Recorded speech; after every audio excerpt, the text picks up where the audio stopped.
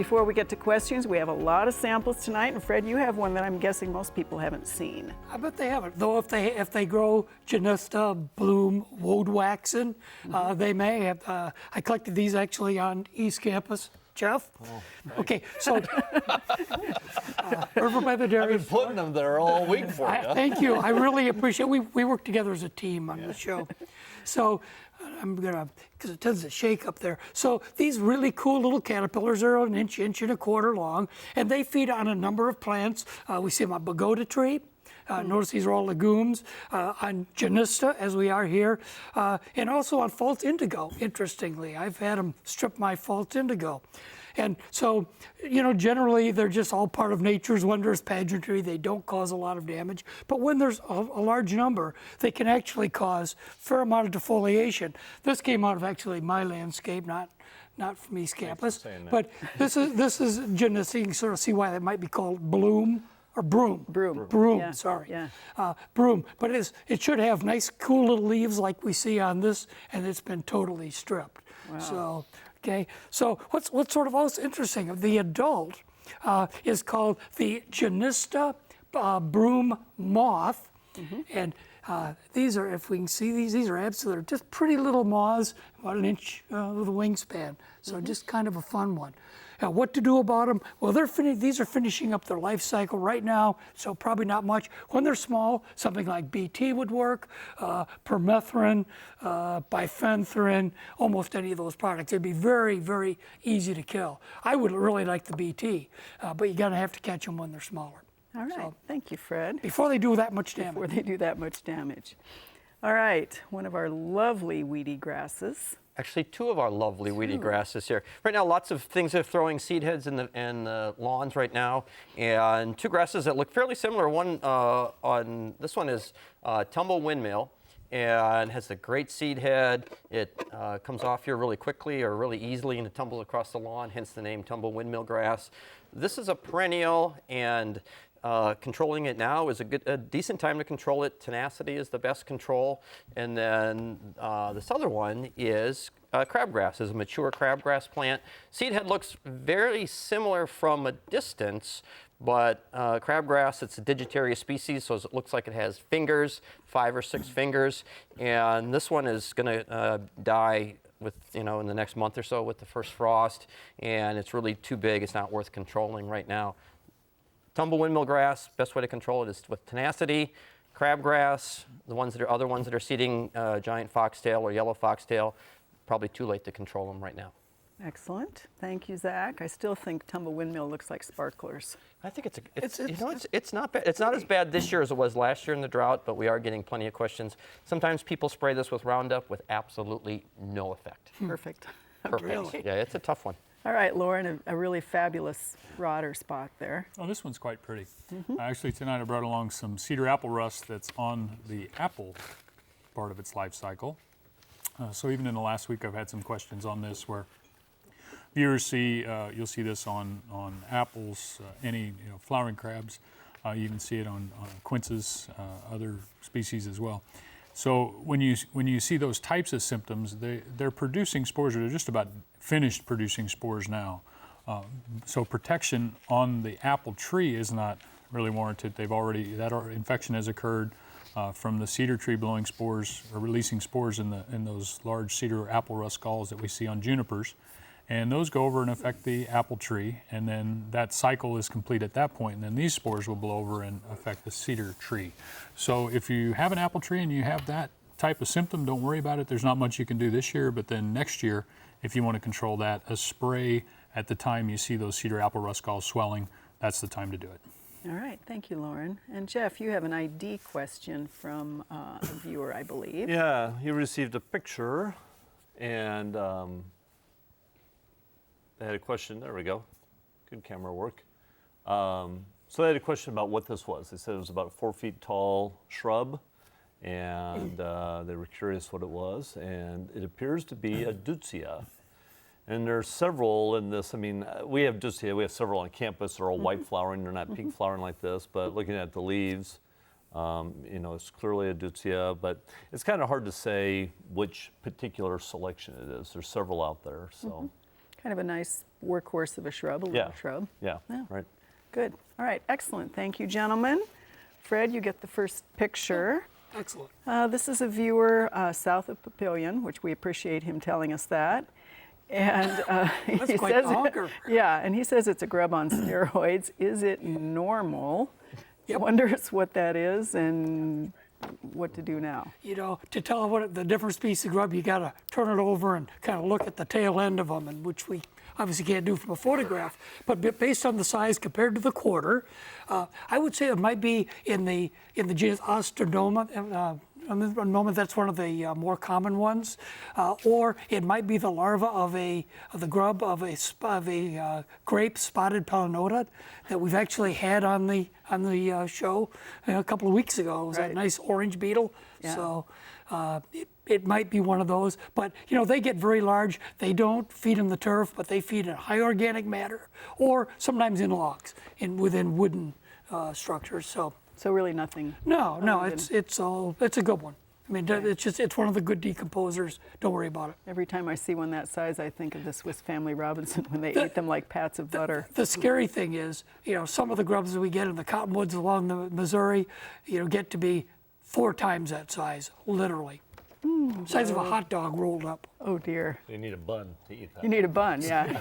That is what an entomologist would do. We refer to those as land shrimp. Shrimp. Okay, Zach, you get a really interesting picture. This is a viewer who is north of North Platte in the Sandhills, and they have this growing on many plants, and you just happen to find this on campus. Yeah, this I did not find on campus, so Jeff, it's not your Oh, fault. good, good. Close, close what to that, campus. What that picture is Dodder, and it's a parasitic organism, and pretty common out west. And I found this one within 200 yards of the building, which is fairly rare. And it's parasitic, and I don't know how close you can zoom in on this, but you can see how it wraps around. This happens to be bindweed it's wrapping around. It doesn't have any leaves, and so Roundup is essentially marginally effective on this.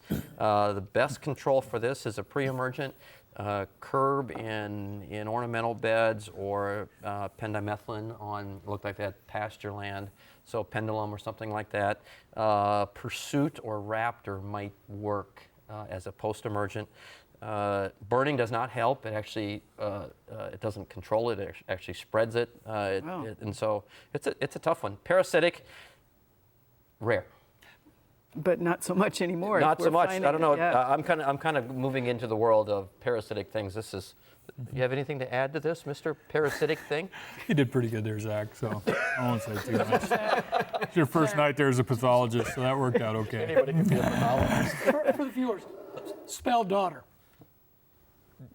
D-O-D-D-E-R. It's not like your Daughter. female child. It's Right. Dodder. It's daughter.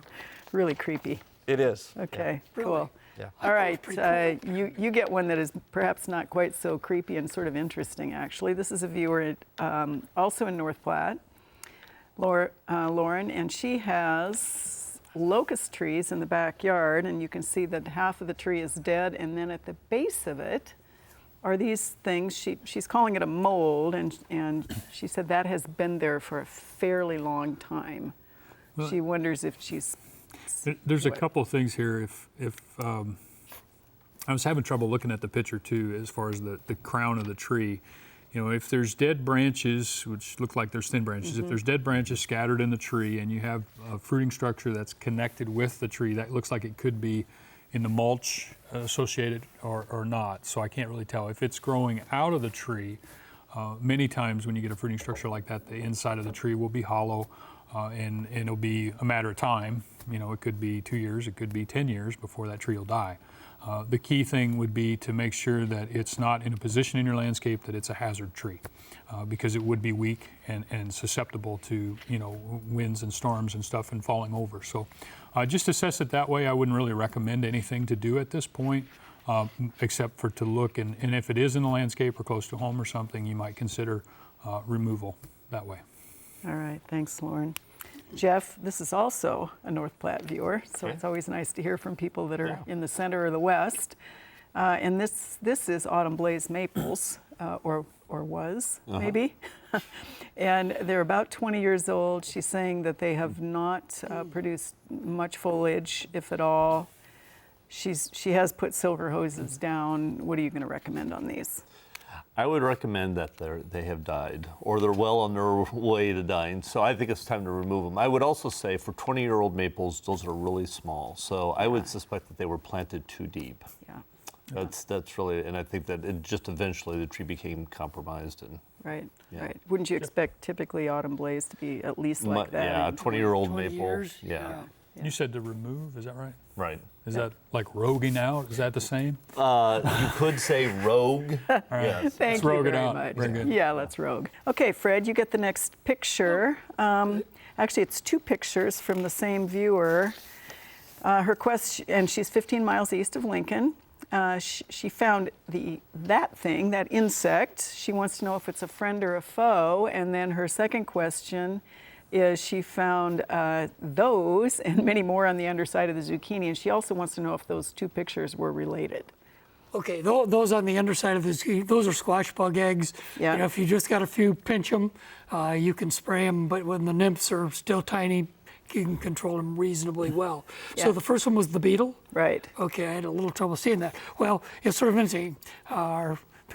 We actually have one. So just very quickly, and it really has an interesting name. It's called the odor of leather beetle. That's the common name, odor of leather beetle.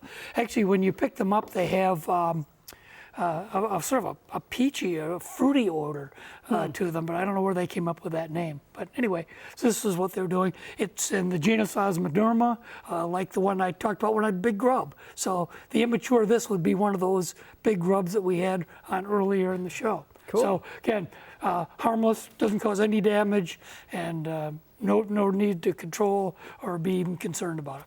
Excellent. Thank you, Fred. All right, Zach, this is a weed question. The viewer has a vine that has climbed up a beautiful Malinois. I can't speak French, so some sort of rose that is French. She says the vine smells absolutely wonderful, and she wants to know what it is and will it hurt the rose or should she keep it? And we just happen to have a small little piece Yes. from campus.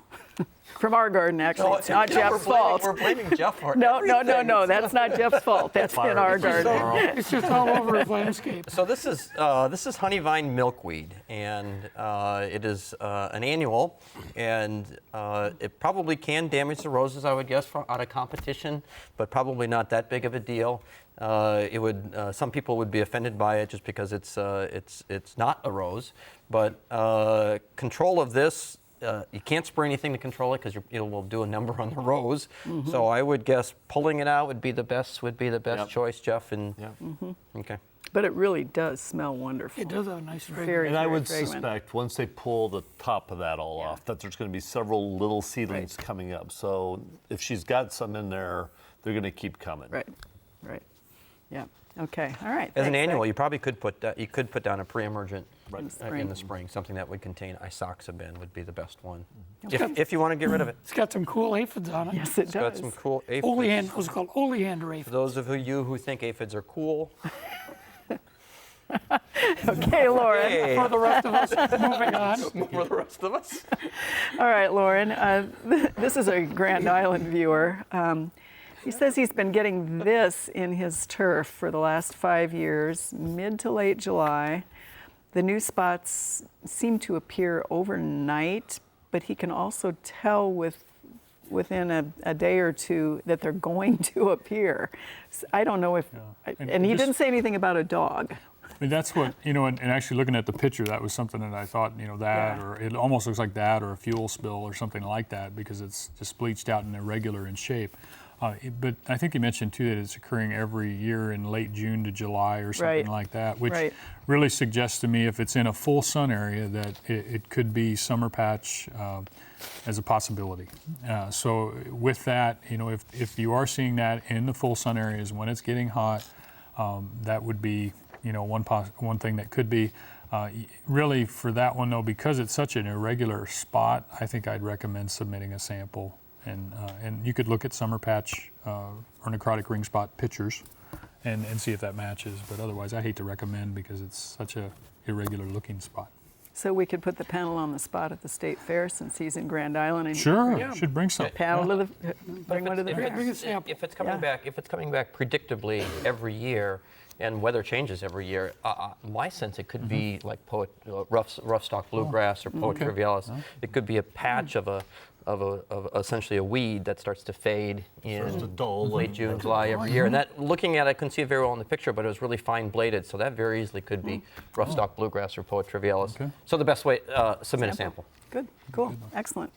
Okay, Jeff, this is a very faithful viewer from Fremont County, Iowa, who has sent us a beautiful set of pictures, and these are butterfly and bee magnets on a dike deep into a wetlands. Okay. He wants to know what it is and how to either move it or collect the seeds. Well, it's buttonbush, so it's a fairly common shrub, and it's pretty well available. I would think a lot of nurseries in the spring, especially, may offer it, and it can get quite large. And they'll be, I think, ultimately maybe 10 foot tall, 12, 15 feet wide, big ones. So I guess it'd be fun to have, but you want to make sure you put it in the right spot. The other thing with buttonbush, and we've had them on campus too, they can be relatively short-lived if they're not really in a wet area. So if it's an area that, having just gone through droughty weather and last year's drought, that would be hard on a buttonbush. And that might be why that's doing well if it's in a wetlands area, so it's able to survive the heat and the drought. That's the downside to having them in the landscape, that you're kind of committed to. So unless you have a wet spot in your yard or property, I'm kind of hesitant to stick it in there. So. Right. And they're fairly easy from seed, I think. Yeah, Yeah. and they volunteer. So when we've had them, we have seedlings come up. So as those seed heads dry out, they're just flowering now. You could sprinkle some seed out, and you'll probably get some coming up in a mulched area. Right. Okay, Fred, this is a very interesting, it's actually a suggestion, and I want to hear your comment on this. This is a gentleman who is 92 years young. Wonderful. And has been a faithful viewer, lives in Even East better. Lincoln, exactly, and he actually has saved a tree, he believes, 3 ash trees, by stuffing what were the bore holes with plumber's putty, so that apparently they have either something has happened so that he no longer has bore holes and bores in these ash trees, and they're actually looking good and leafing out. Have you ever heard of such a thing? Well, filling holes is things we do. Yeah. Here's the thing, from the borer perspective, those holes are exit holes. So by the time there's a hole, the beetle, the insect, is long gone. So now I'm going to throw this over to Jeff and talk about, filling that hole and perhaps providing some protection to the tree. Generally, we arborists don't suggest filling holes Right, or painting wounds and that sort of thing. We allow the plant to callus over and protect itself that way. So, if these are younger trees, ash or they're a tough species when they're not attacked by certain Mowers, bugs. Yeah. So, I think it's worth a look. We just might have to try it out Go there and there. take some pictures. There you go. All right, Zach, this is also a turf question. Wondering why he's getting light green, almost yellow, but healthy turf in some areas of the lawn. And he's seeing it around town a little bit. He's wondering, is it because it's hot? Is it a fungus?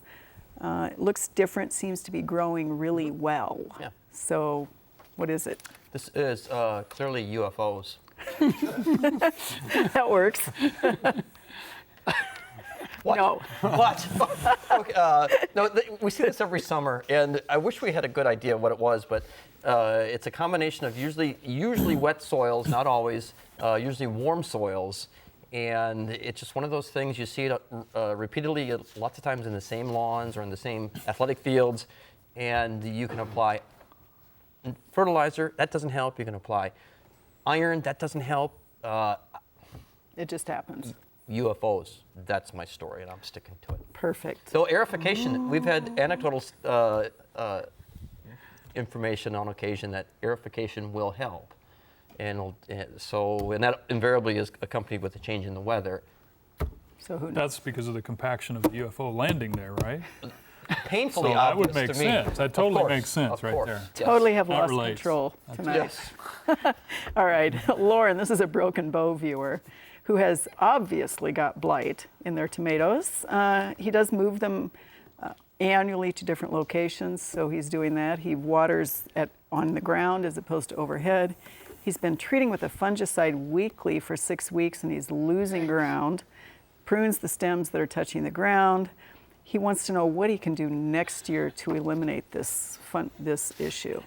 It sounds like he's doing just about everything. There's a couple things, though, depending on if he's treating with a fungicide every week, what he's using for a fungicide might be something to consider. If you're using some sort of a contact fungicide, maybe a chlorothalonil or something like that, it's going to be very short-lived, and if you have rainy events, it's going to reduce that, so your plant would be susceptible for more infection. The other thing is just make sure you're using sanitation real heavy. So this fall, really clean things up, turn the garden, get things decomposed. That's probably the best thing you could do that I didn't hear in the list. In addition, and if you're doing that, look for more cultivars that are going to be more resistant. Right. That's the next thing, and maybe not grow. If you're growing heirlooms or something which are really susceptible, you're going to have trouble with that. All right, thanks, Lauren. Jeff, this is a Southwest Lancaster County viewer who lost an awful lot of trees last year to, they think, the drought. Adult cedars in particular are orange. They're wondering, is that drought or disease? Does he need to remove those trees to save the ones next to them if they're not orange? Well, I would guess if they're dead, I don't know if it would be a disease, Lauren, that would be affecting them. I guess if they're dead at this stage, if they're spores, that would be affecting neighboring cedars or not. It's possible. If he's describing them as orange, though, that tends They're to dead. be something different, yeah. Yeah, well, or the needles. I mean, I think that's just dead needles. So if they hit them and all the needles pop off the branches, then. But I would say dead trees, you should remove them. I mean, if anything, they become a fire hazard would be my concern. All right, so you get the next picture. And this is actually the same, another beetle question. So this is a large beetle that has crawled out of the wood chips near the base of an apple tree when they were transplanting some annuals. Curious about what it is, what it eats, if it causes damage. That osmoderma that I showed Yeah, earlier. So there must be an awful lot of them this year. Right, and I think so you have that guy again to show people. Yeah. So it's just one of the good ones, right? Yep. Excellent. Fred, is it safe to say the bigger the beetle, the less likely it's going to cause damage to plants? Seems like we've had huge beetles on Yeah, tonight. you I mean, it's that's say they're not generally. a problem. So. Because the larger they are, the rarer they are Yeah. typically. You don't see a zillion of them. Yeah, These are- excellent. Okay, all right, so on this one, Zach, this is Schuyler, Nebraska, and this is photos of the landscape wall. The problem happened, back row is prairie sky switchgrass that about 4 years ago they're starting to seed into the lawn. They want to know how they can kill the ornamentals without killing the turf, cutting the ornamental grass off of that, so. Yeah, if we can get the pictures up there, this is going to become more of a problem where we have ornamental grasses that throw seed heads in the late summer or throughout the summer, and then the seed heads blow off during sometime during the year, and they lodge in the turf and they germinate in the turf. And the question is, do we cut the seed heads off? And I, for one, say no. It's not my lawn, but because the seed heads are great all winter long. That's really what we want them for. And Panasitum is another one. We've done some research and we found out that spot applications of Drive would control Panasitum or fountain grass. I don't know about the switchgrass. You could let it grow up a little bit. It might grow up higher than the turf, and then go in there and paint on Roundup. That might be the best way to control that one. That it looks, just by looking at the so-called turf itself, it didn't look very thick. So if you can increase the density of the turf, you would be money ahead. Okay. Switchgrass is a tough grass, though, once you get it established. Yeah, it is. Yeah, beautiful. So you might just want to expand your bed. It is what you're it may saying. be simpler in the long run to enjoy the switchgrass. So. Exactly. Yeah. And not mow as much. Yeah, I stand corrected, like always. All right, Lauren, this is a Carney viewer. 3 prairie fire crab apples, 2 of them are showing this particular sign of decline. And he thought it was an insect that was invading. I think we have instead thought it's up your alley first, and the insects are sort of an afterthought. It looks like it's been injured and has canker, or maybe it had a little bit of weed whacker girdling, or I don't know what, some sort of rabbit feeding. It's hard to say, but something's injured the trunk of that tree, and long term that tree's not going to do well at all. I mean, it might make it through for a few years, but I would start over just because of that level of injury. All right. And that, I believe, was maybe in a location where there was potential for a lot of that damage. So start over and keep the tree protected. Yeah. All right, Jeff, one of our favorite, I could have thrown this to Zach for a weed question, but you get it instead. Okay.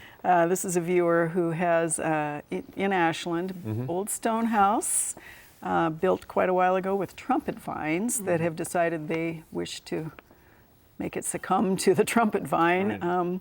She wants to know if she can she save any of it, or does she really need to get it all out of there so that it doesn't really cause damage both to the house and to a greenhouse attached to it? Yeah, trumpet vine's pretty tough, obviously. So I think she could go in there and prune out what she doesn't want, clean it out pretty well. I would say some of those larger vines are the ones I would go after right away to get those, just because of the weight and strength of that wood. It'll pull fences down, excuse me, and that sort of thing. So we want to go after some of those bigger ones first. I don't know, Zach, as far as treating certain ones, some of the cuts to knock them back some? Yeah, if you would use a typical broadleaf herbicide like triclopyr in the fall, it's a broadleaf, in theory, a broadleaf weed. The problem with that is once you introduce it into a plant, it becomes systemic, and you won't be able to control it very well. So you're better off, if you just want a little bit out, you're better off with the mechanical. All right, Fred, you get the final picture for you this week, and this is a viewer who wants to know what this moth is, and it's not the moth, but it's the precursor potentially. He found it lying under an evergreen, and this is in McCook. It's kind of cool because it's a hornworm, but it doesn't have a horn, which is sort of interesting. It's a Pandoras Sphinx caterpillar. Okay, a Pandoras Sphinx. They feed on grape, on field bindweed.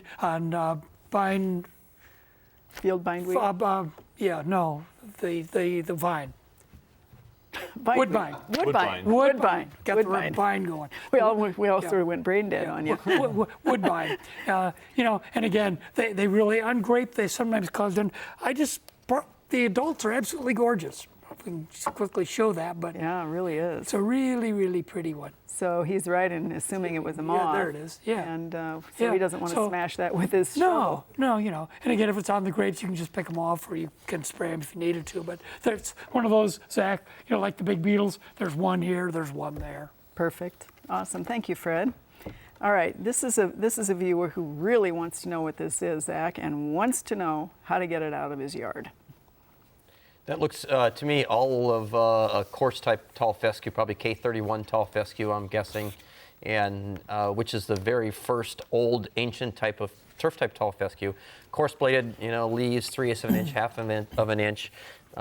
Relatively easy to control. You can either dig out the patches depending on how many you have, because they're not rhizomatous much. They have a few rhizomes. You can either dig it out, or you can spot apply with Roundup, just a single application, and reseed with either a finer tall fescue, depending on where you live, or Kentucky bluegrass. Excellent. And K31 was sort of the grass of choice if you lived in the country. Yeah, and K31 is fine for runways, for roadside ditches, for roadways. It's still a great grass, but it's not what most people would want in their yard. Right, exactly. All right, Lauren, this is two different viewers with two different sets of cucumber questions. One of them is growing them in containers, and they're kind of doing that. She didn't know if that was fungal or environmental. And the second one actually just sent in a couple of pictures that she's saying they sort of start going from great to that overnight. A couple different things. One, the containers, the spots that we have up here now, that looks more like a disease type scenario. The containers with the marginal leaf burning and things, I'm a little concerned that maybe, watering, maybe we're overwatering, maybe we're not getting enough water. It just looks like those leaf margins are burnt. So I just watch your management on that for water. For the leaf spots, anything you can do in that garden, it's going to be things like a mulching. If you can put a straw mulch or something down around the soil, that's going to help remove that, avoid overhead irrigation. Those are going to be the two main things. And then after that, we can look at fungicides, but you really don't want to do that in your backyard garden for the most part. So I would look at those two things and try to get things under control that way first. It didn't look like they had mulch. All right, excellent. Thank you, Lauren. Jeff, this is a Phillips, Nebraska viewer, and they have a nice row of celery and some other things in their garden. They went out on Sunday and watered. The plants looked fine. On Tuesday, they were showing this sort of burning and curling. They hadn't sprayed. Their neighbors really don't spray. They do wonder if this is a drift of some sort, in your opinion, or is it heat? What do you think? Because they had a picture of a tomato too with this, right? Right, kind of there we go, with kind of the curl on it. Right. Well, it kind of looks like potentially, I mean, to me, it looks like it's either maybe they got a little taste of 2,4-D, and so you're seeing a little bit of damage there. It doesn't look like it's catastrophic damage anyway. The other thing too would also be if we had a hot day and things just kind of fried a little bit, and that happens. I think it gets away, sometimes we water things and give them 2 days and you come out. I can say I checked my tomatoes before I came here and was surprised that they looked like they needed some water, so. All right, Fred, this is a viewer who has been using 7 on the little green cabbage worms. Okay. Now they're back with a vengeance, is wondering, they're turning the leaves into lace. They're not saying anything about the actual cabbage themselves. Wonders what they can use this close to harvest, if anything. Oh, it's easy. Shift over to BT, the Bacillus thuringiensis. It's essentially non-toxic, and it would be a good choice. You can spray that the day of harvest even, so, always wash things off, but it's one that can be used right up to harvest. Perfect, excellent. Let's see, Zach, this is a viewer in Garland, Nebraska, and on an acreage, so kind of out that direction. They had a lot of weeds, especially ragweed, taken over the half acre of lawn last year. Surrounded by 40 acres of native prairie. It's mostly an invasive, cool season grass, it sounds like, in the buffalo. They want to know what to do for herbicide on the weeds, particularly the ragweed, and then overseeding of a weakened lawn. Watering is going to be an issue, so they're going to rely less on their well and more on the heavens for watering. Okay, it seems probably way more complex than what we can conquer on a show like this. But first, you have to decide what kind of grass you want. If your ultimate goal is to reduce the water, buffalo grass is probably the better grass to go with. However, that being said, it's going to probably take water and nitrogen to get that grass up to speed and to get it dense enough where it can go long times without water. If you have a lot of broadleaf weeds in there, right now it's really too late to do much with it because buffalo grass is nearing the end of its season. I would probably start this fall, November, December, hit it with Roundup, and then depending on how much area or how thin the turf is, you could just fertilize it pretty aggressively next fall or next spring. Buffalo grass responds very well to fertilizer. If you have large areas, plate size areas or larger, then you might go in there with a rake and disturb the soil, put in more buffalo grass, try to bury that seed because buffalo grass likes to be buried, and then keep it watered, mowed frequently, and fertilized all next summer. And then once it grows in, then you can then it becomes a low maintenance grass. All right, thanks, Zach. That's assuming you want to go with buffalo grass. Okay, Lauren, we're just about out of time. The question is, are you aware of diseases that affect the broadleaf hollies, the blue hollies? Anything that come to mind on the broadleaf hollies, or is it mostly environmental with them? I haven't seen many diseases on those. I think there may be some cankers and things if you have branches affected, but actual foliar diseases I have not seen, and I think most of the time it would be an environmental injury that we'd see on that. Maybe red coloring, leaf margin burning, that type of thing.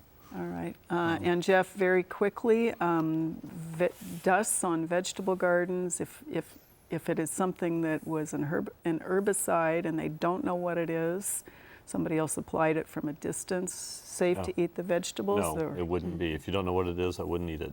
And you wouldn't even wash it and eat it, right? Right. So we are just pretty much saying pull them farmers out. markets are Rogue really them out. a good idea on that one. All right.